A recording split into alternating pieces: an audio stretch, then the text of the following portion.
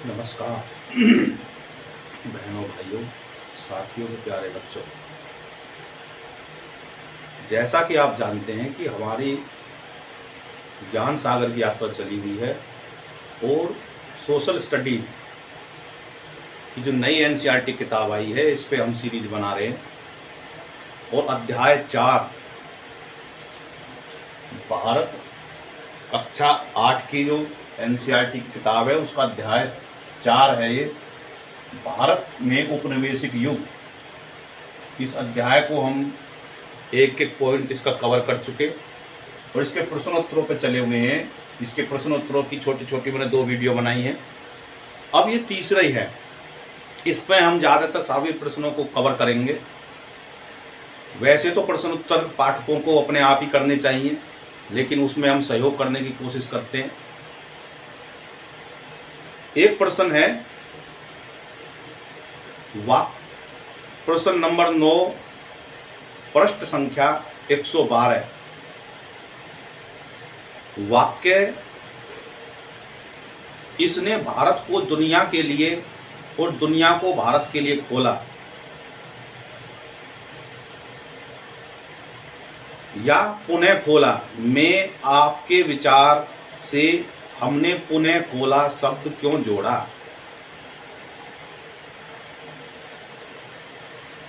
अब आप जानते हैं ये बड़ा बौद्धिक, अगर आपने अध्याय अगर अच्छी तरीके से पढ़ा होगा, समझा होगा, तो आप इसका आसानी से समझ जाएंगे कि इसमें शब्द हुआ है पुनः खोला। पुनः खोले का मतलब है कि हमारा जो व्यवसाय चलता था वो उपनिवेशवाद से पहले ही सुदूर दुनिया के सभी ज़्यादातर देशों में था। एक अलग रूट था, सिल्क रूट था, जो चाइना तक हमारे यहाँ पे जाता था। अरब और मध्य यूरोप तक हमारा पहले से ही टच था। वहाँ से वहाँ मसाले जाते थे, वस्त्र जाते थे। भारत के सूती वस्त्रों की वहाँ काफ़ी डिमांड थी। और यहाँ से मीठी मिठाई यानी कि जो शक्कर थी, वहाँ तक पहुँच जो है अरब कंट्रियों तक यहाँ पर थी। तो इसलिए इसमें जो पुनः दुनिया के लिए, भारत के लिए खोला या हमने पुनः खोला का मतलब ही ये है। और दूसरा शिक्षा का जो क्षेत्र था वो भी भारत के लिए यहाँ पे कई अच्छे विश्वविद्यालय थे अंतर्राष्ट्रीय लेवल के, जिसमें यहाँ ज़्यादातर संसार के बहुत से देशों के बच्चे यहाँ पे पढ़ने के लिए आते थे। तो शिक्षा के क्षेत्र में भी भारत उन्नत था, बिजनेस चला हुआ था। ये उपनिवेश के कारण जो है भारत में इन्होंने अपने अनुसार मोनोपोली करी और यहाँ के व्यापार को अपने हिसाब से हैंडल करा। इस प्रकार से हम ये कहें कि भाई ये जो है उन्होंने उपनिवेश काल में जो है दुनिया के लिए भारत के को खोला। ये इसकी तुलना में हम ये कहें कि वो पुनः खोला। तो ये जो है इसलिए पुनः खोला इसलिए प्रयोग किया गया क्योंकि भारत में तो पहले से ही ये जो है व्यापार चलता रहता था। उन्होंने ये दोबारा से जो है ये व्यापार चलाया अपने हिसाब से। तो ये पुनः खोला जब शब्द इसलिए प्रयोग किया गया क्योंकि पहले से ही यहाँ पे था, तो ये दोबारा से खोला इसलिए।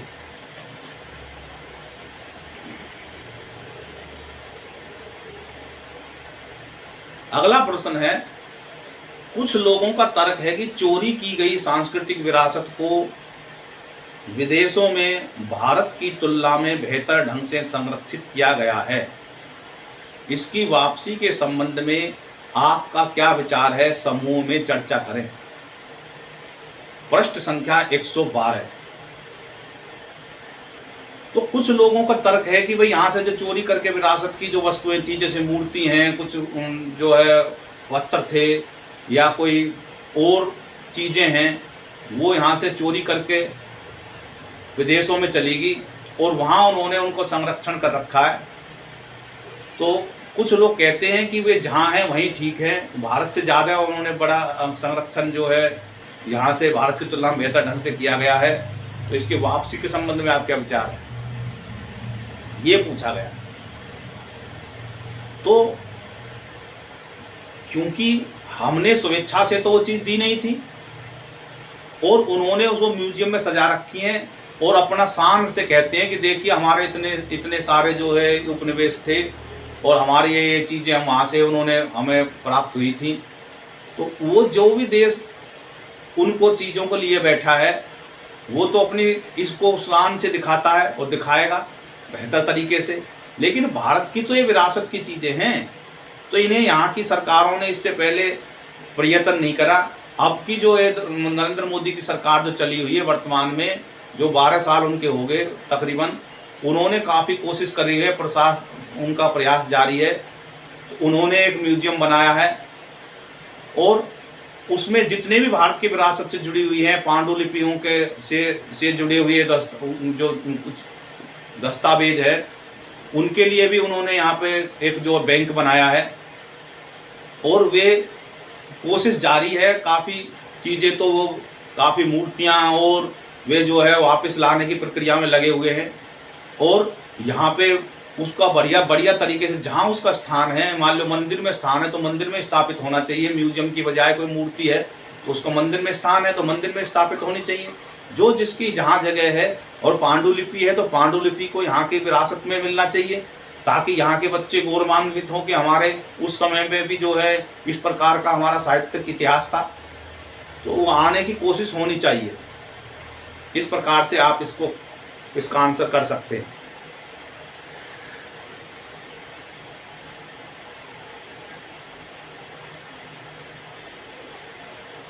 अगला प्रश्न है चित्र संख्या 4.14 4.14 पर फिर से विचार करें और अब इसके प्रतीकात्मक अर्थ को समझने के लिए कुछ संकेतों पर ध्यान दें कि ब्रिटेन का प्रतीक उपनिवेशों में ऊंची बैठी हैं जो उनकी श्रेष्ठ शक्ति को दर्शाती है। उपनिवेशकों की नीची स्थिति और झुकी हुई मुद्रा के विपरीत देखें।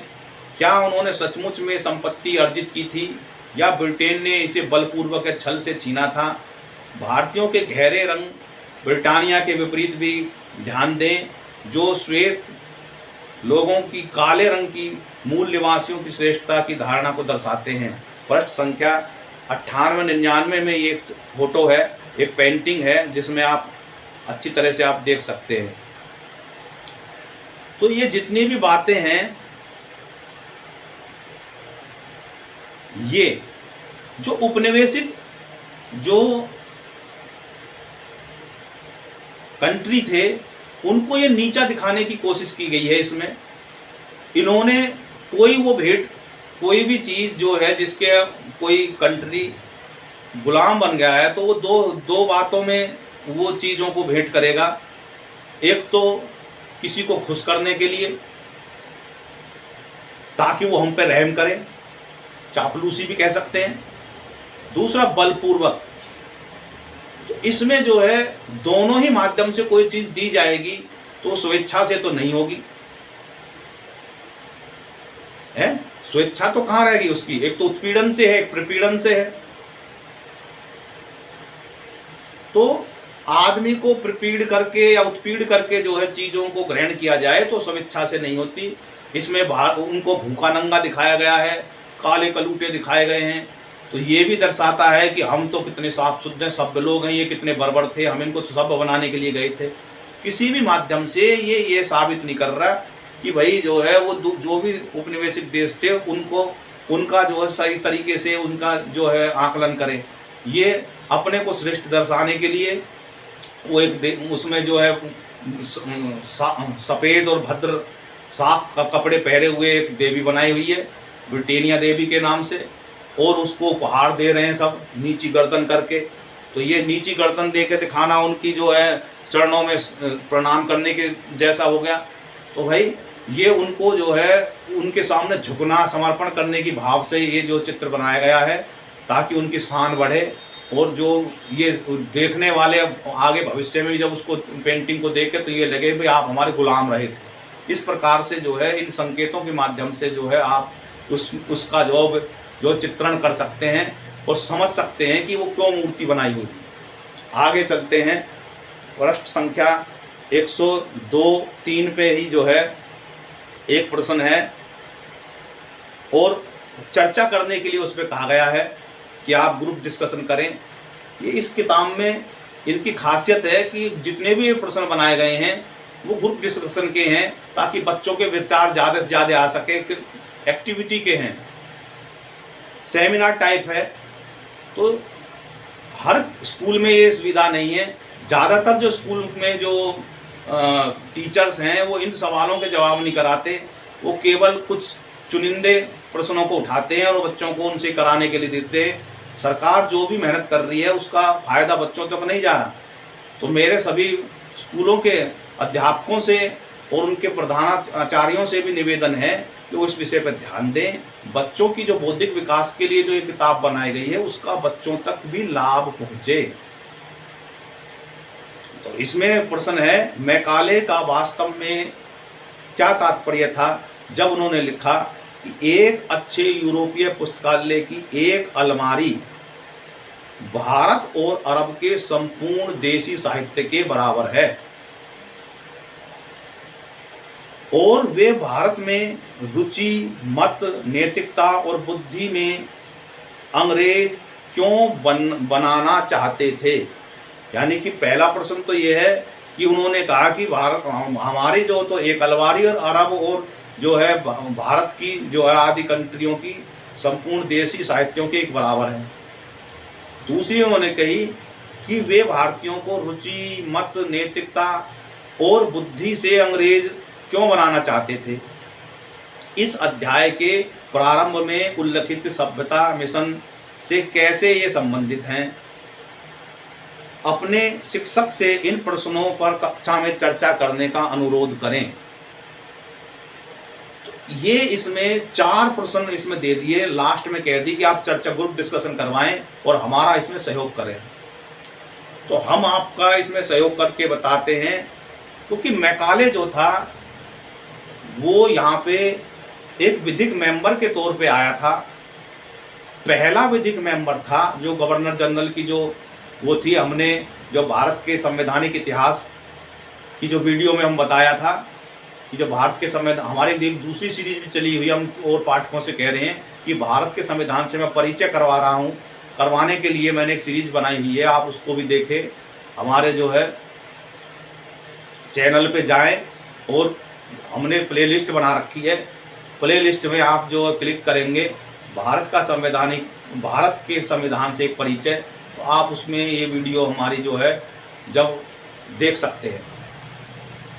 तो उसमें क्या था, मैकाले को यहाँ विधिक मेंबर के तौर पे लाया गया था और उसको एक काम सौंपा गया था कि आपको यहाँ के पहले तो इसको भारत को आप जो अच्छी तरीके से स्टडी करें और यहाँ की बौद्धिक विचारधारा को हमने परिवर्तित करना है और यहाँ पे जो है हमने कोडिफिकेशन करना है, उसी के अनुसार पे कोडिफिकेशन करना है।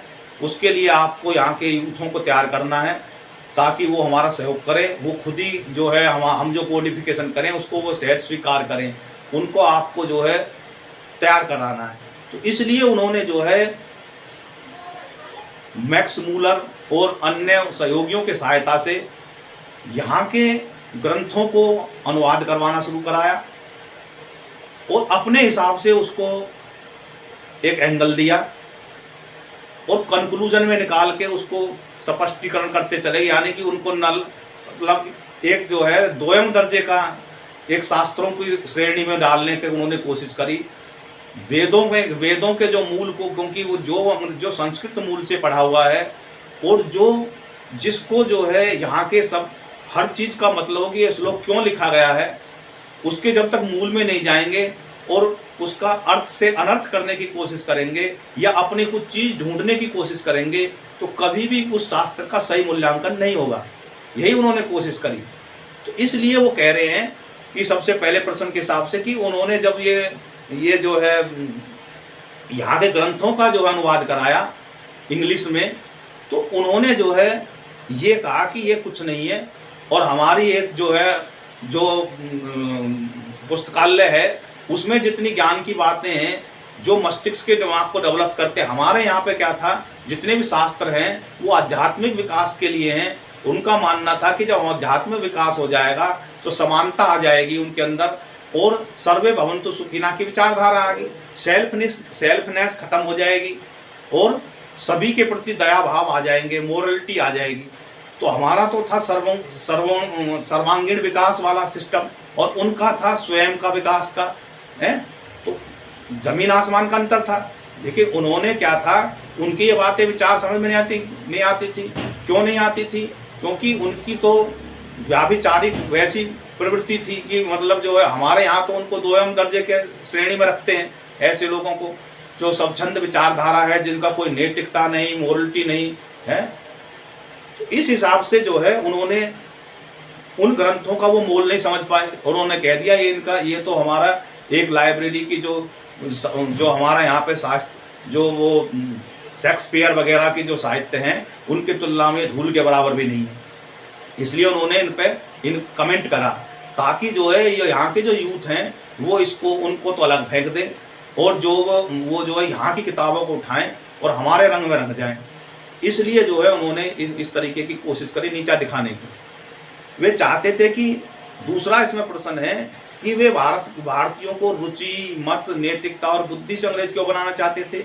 इसलिए बनाना चाहते थे ताकि वो अंग्रेजी में ही पढ़ें, अंग्रेजी का ज्ञान लें, ताकि वे हमारे जो अपने जो पुराना जो इतिहास है जो हमने अंग्रेजी में ही दे रखा है अपने हिसाब से लिख के उसको अपना असली माने है। तो जो है और जब हमारे हिसाब से वो हम सोचेंगे, करेंगे और जिस प्रकार से हम उनको जो चीज़ सामने परोसेंगे अपने देश से वो कट जाएंगे, तो उनकी रुचि भी हमारे जैसी हो जाएगी कि धन कमाओ, मौज लो, अय्यासी करो है और दूसरे पे कब्जा करो, दया भाव से दूर रहो। तो ये जो है उनकी जो बातें थी, इसी कारण से उन्होंने जो है ये उनको अपने रंग में रंगने की कोशिश करी ताकि वो अपने मतलब ईसाई धर्म को श्रेष्ठ समझे, औरों को सबसे नीचा समझे।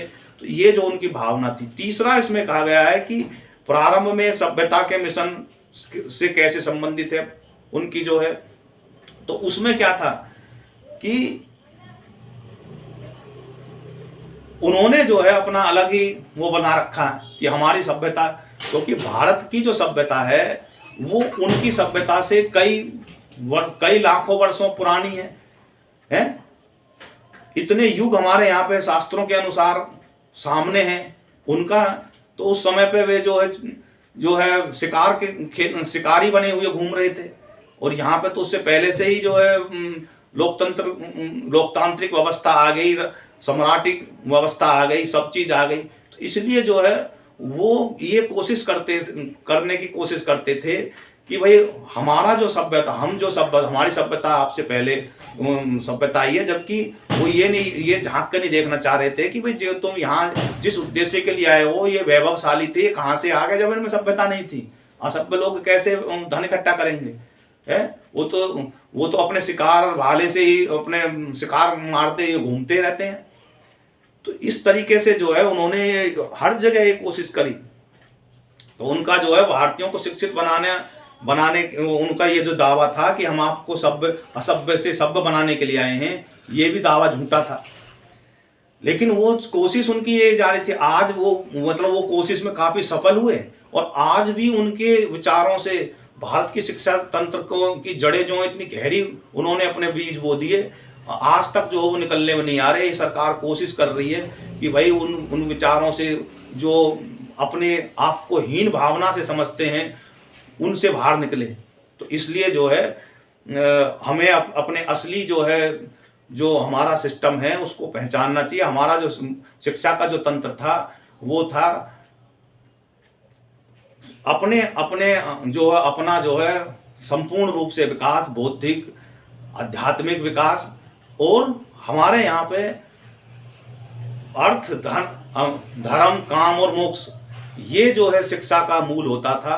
अर्थ माने धन कमाना, काम माने इच्छा की पूर्ति करना, और ये सब धर्म अनुसार करना, और अंत में जब सारी उसकी इच्छाएं पूर्ण हो जाएं तो उसको लगे कि भाई अब मुझे मेरी कोई इच्छा नहीं बची है, तो मुझे मोक्ष प्राप्ति करनी है, तो वो अपनी सभी इच्छाओं को त्याग करे।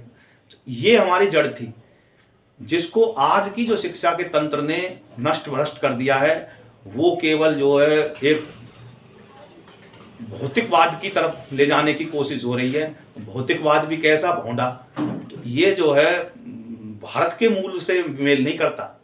तो इसलिए जो है उन्होंने यही सोचा कि भारत के जो है युवा हैं वो हमारे रंग में रंगे। अगला प्रश्न है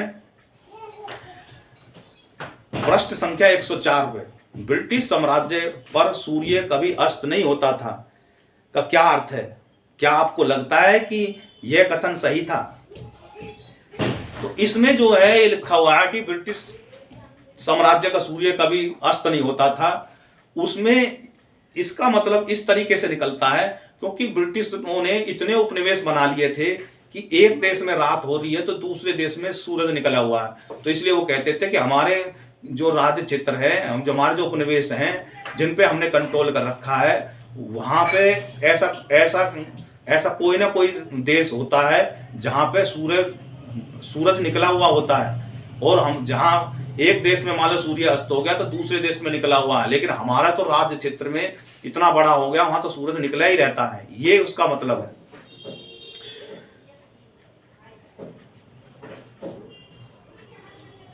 अगला प्रश्न है पृष्ठ संख्या 114 से 115 पे जो है जो मेन जो किसी किताब के सबसे आखिरी में जो प्रश्न होते हैं हम उन पे पहुंच गए हैं। तो उनका उसमें पहला प्रश्न है उपनिवेशवाद क्या है?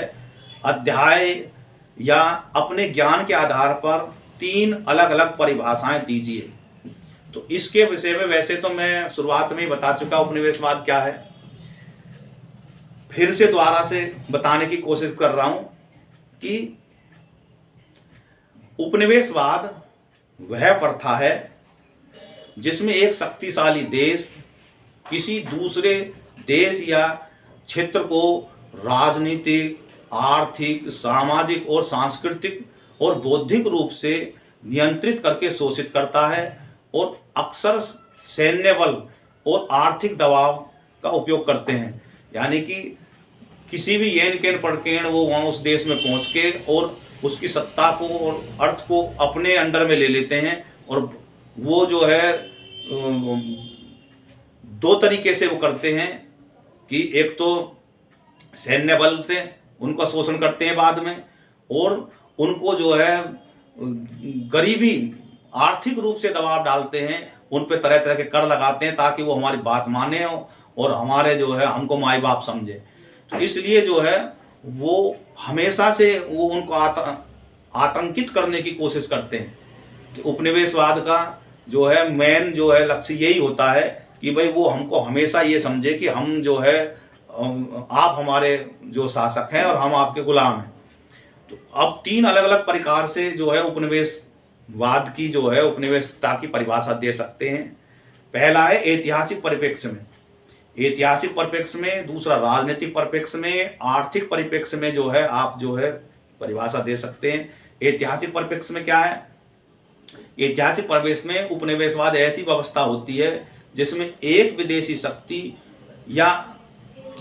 विदेशी शक्ति किसी देश या उस अन्य क्षेत्र पर नियंत्रण स्थापित करती है और अपने हितों की पूर्ति के लिए उनके संसाधनों का उपयोग करती है। तो दूसरा है राजनीतिक परिभाषा। राजनीतिक परिभाषा में क्या है? उपनिवेशवाद को इस तरीके से करते हैं कि भाई वो एक देश दूसरे देश पे औपचारिक या अनौपचारिक राजनीतिक शासन करता है। राजनीतिक शासन का मतलब उसका शासन का नियंत्रण अपने हाथों में ले लेता है, जिसके में अक्सर विजय, विलय या स्थानीय शासन का दमन भी शामिल होता है। कि भाई उसमें अब जैसे भारत में था, उदाहरण के तौर पे आप लिख सकते हैं सहायक संधि जो थी वो एक तरह का फंदा था, जो देसी राजा थे उनके गले में फंदा डाल दिया कि जो है उनको झांसे में लिया गया। मराठाओं के विपरीत जो है उनको जो है कहा गया कि भाई ये आपको चौथ मांगते हैं और हम आपको जो रक्षा करेंगे, और लेकिन हम आपको हमारे दो शर्त माननी होंगी। एक शर्त तो ये है कि विदेश नीति हमारे हिसाब से आप करेंगे। विदेश नीति जो है, विदेश नीति में क्या होता है, किसी दूसरे देश से हमारे कैसे संबंध होंगे, है। दूसरा, रक्षा संबंध में डिफेंस नीति। डिफेंस नीति में क्या है कि कोई राजा किसी दूसरे पड़ोसी राज्य जो कमजोर है उस पर कब्जा कर ले, है। तो रक्षा में क्या होता है कि भाई सेल्फ डिफेंस ही नहीं होता, दूसरे के जो भी कमजोर देश होता है उस पर उस समय के अनुसार अपने क्षेत्र का विस्तार भी करना होता था। अब दोनों ही उन्होंने अपने कब्जे में ले लिए। उन्होंने कहा कि जो तुमसे भिड़ने के लिए आएगा हम आपकी रक्षा करेंगे। तो इस जहां से उन्होंने वो फांस लिया। तो ये क्या है, ये राजनीतिक रूप से उपनिवेशवाद उन्होंने कर लिया कि अब वो कुछ कर ही नहीं सकते, है। उन्होंने सेना उसमें डाल दी, इसका भी खर्चा आप देंगे। तो ये ऐसे तरीके से राजनीतिक जो है उपनिवेशवाद होता है, जिसमें एक देश को औपचारिक अनौपचारिक रूप से जो है अपने चंगुल में ले लेते हैं और उनका राजनीतिक शासन करते हैं। एक कठपुतली सरकार। अब यहाँ के जो देसी राजा थे कठपुतली थे। तो इस प्रकार से उसमें अक्सर जो है उन्होंने विजय उसको चाहे नहीं करा, लेकिन उनका विलय तो उसमें उन्होंने अपने आप में जो एक तरीके से कर लिया। तो उसमें क्या होता है, अक्सर विजय, विलय और स्थानीय शासन का जो है दमन शामिल होता है। तीसरा है आर्थिक और सामाजिक परिभाषा। आर्थिक में क्या होता है और सामाजिक में क्या होता है कि ऐसी उपनिवेशवाद की प्रक्रिया होती है जिसमें एक प्रभुत्वशाली देश उपनिवेशित भूमि की अर्थव्यवस्था, वहां के लोग, श्रम और प्राकृतिक संसाधनों का शोषण करता है और साथ ही वहां की भाषा, शिक्षा, संस्कृति को थोपने का भी प्रयास करता है, कि वहां पे अपनी भाषा, अपनी संस्कृति और शिक्षा को थोपने का प्रयास करता है। तो ये भारत में ये तीनों रूप जो हैं भारत में देखने को मिलते हैं। ऐतिहासिक परिप्रेक्ष्य में भी देखने को मिलते हैं, राजनीतिक परिप्रेक्ष्य में भी देखने को मिलते हैं, आर्थिक और सामाजिक परिप्रेक्ष्य में भी देखने होते हैं। क्योंकि देखना चाहिए कि भाई अंग्रेज आए, उनकी भाषा थी इंग्लिश, अंग्रेज चले गए, भाषा नहीं गई। भाषा आज भी हमारे बच्चों पे भारी पड़ी हुई है और ये इतनी ज़्यादा है और उसको महत्व दे रखा है कि इसी वजह से भारत प्रगति नहीं कर पा रहा। भारत के युवा जो हैं वो प्रगति नहीं कर पा रहे। क्यों? वो अपने विचारों को उस अंग्रेजी की भाषा में जो है बोलने में अपने आप को असमर्थ समझते हैं। क्यों समझते हैं? क्योंकि जिस फ्लुएंट से हम अपनी मातृभाषा में अपनी बातें रख सकते हैं, उसके अंग्रेजी में अगर दूसरे विदेशी भाषा में रखने की कोशिश करेंगे तो हमारा जो डिक्शनरी है, दिमाग में शब्दों की शब्दकोश है, वो थोड़ा रहता है। हम उन्हीं से काम चलाने की कोशिश करते हैं। लेकिन अब हम अपनी मातृभाषा में बोलते हैं तो उसको अनेक प्रकार से हम अपने उद्गार को प्रकट कर सकते हैं। अपने जो विचारों को जब हम कलमबद्ध करते हैं तो हमारे पास शब्दकोश थोड़ा रहता है और हम जो है अपनी बात को अच्छी तरीके से हम साहित्यिक रूप से नहीं कर सकते। तो इसलिए जो है भारत के जो राजनेता हैं या सरकारें हैं, उनको कोशिश करनी चाहिए कि जो अंग्रेजी हमारे ऊपर जो बच्चों के ऊपर थोप रखी है, हमारी राजकाज की भाषा जो है उन्होंने उनको इसमें महत्व दे रखा है, कानूनी भाषा में महत्व दे रखा है, उसको जल्दी से जल्दी अपनी स्थानीय भाषा में कोशिश करें उसको जो है करने की, ताकि जो भारत के जो नौजवान पीढ़ी है वो आगे भविष्य में अपने आप को गौरवान्वित समझे और अपने जो है हिसाब से वो अपने मातृभाषा में शोध करे, हैं। अब यहाँ पे क्या पीएचडी करते हैं, उसमें क्या है, एक बेड़ी डाल रखी है पैरों में, अंग्रेजी में आपको थीसिस लिखनी है। और बताओ कहाँ से वो करे? वो नपे तुले कहीं से चोरी करता है। वो किसी की बुक में से, किसी की अन्य से वो मतलब जो है वो ज़्यादातर जो है वो घुमा फिरा के अपना उसमें वो करता है। क्यों? उसके पास में जो शब्दकोश थोड़ा रह जाता है। तो ये बहुत सी जो बातें हैं शोध की, वैसे कई प्रेजेंटेशन देना, तो बहुत जो है फर्क पड़ता है।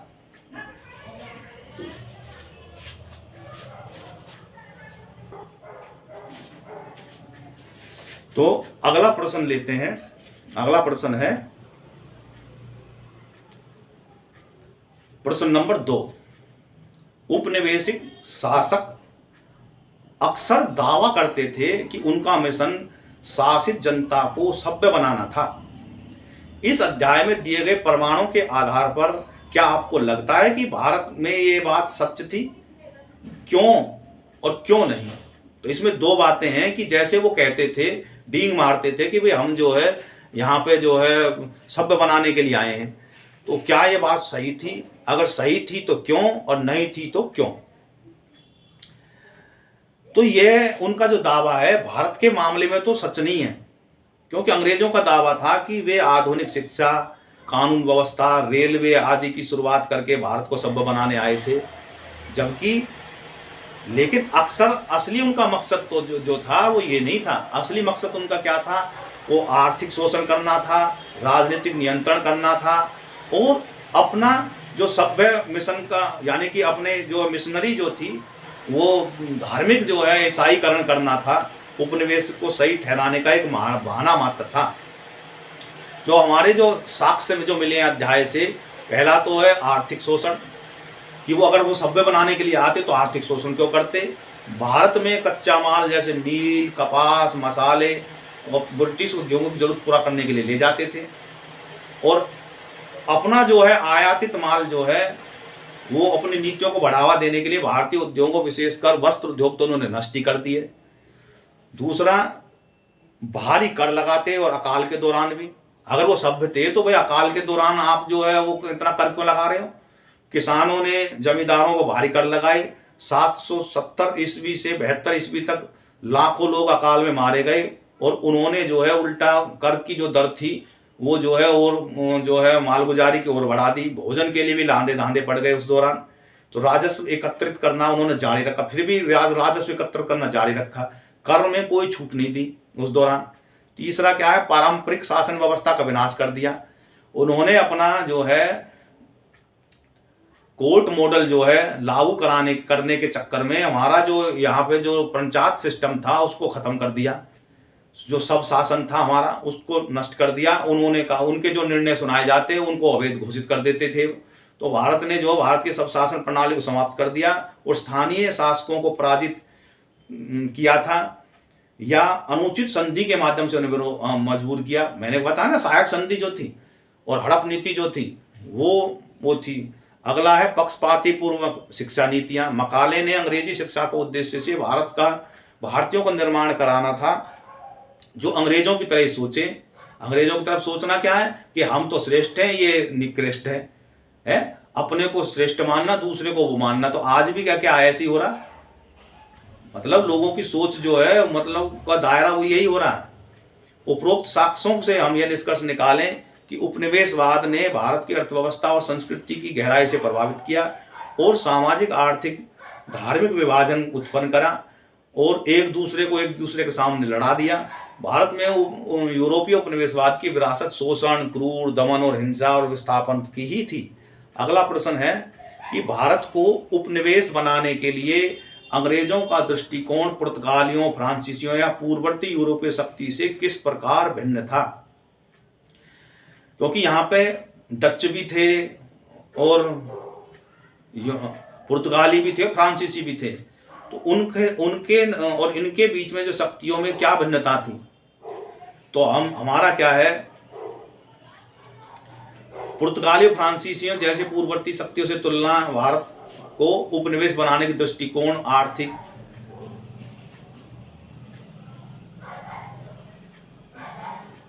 और ये राजनीतिक रूप से देखा जाए तो अंग्रेजों का जो था दृष्टिकोण जो था वो ज्यादा व्यवस्थित, संगठित और दीर्घकालिक था। मुख्य बातों पे ध्यान करें तो व्यापार और तटीय नियंत्रण पर भी देखा जाए तो प्रमुख अंतर इस प्रकार से बैठते हैं। मुख्य उद्देश्य के हिसाब से देखें तो फ्रेंच और अन्य जो यूरोपीय जो देश थे, फ्रांसीसी वगैरह, उनका मुख्य उद्देश्य था समुद्री प्रभुत्व जमाना और वहां यहाँ के जो है मसाले और वस्त्र आदि तक ही सीमित था। जबकि ब्रिटिश कालियों का यहाँ पर दीर्घकालिक नियंत्रण, राजनीतिक नियंत्रण और आर्थिक शोषण करना था। क्षेत्रीय नियंत्रण में देखें तो उन्होंने जो है पुर्तगाली केवल गोवा और पांडिचेरी और फ्रांसीसी जो है पांडिचेरी पे जो थे फ्रांसीसियों ने कब्जा कर रखा था, जैसे बंदरगाहों तक ही वो सीमित थे।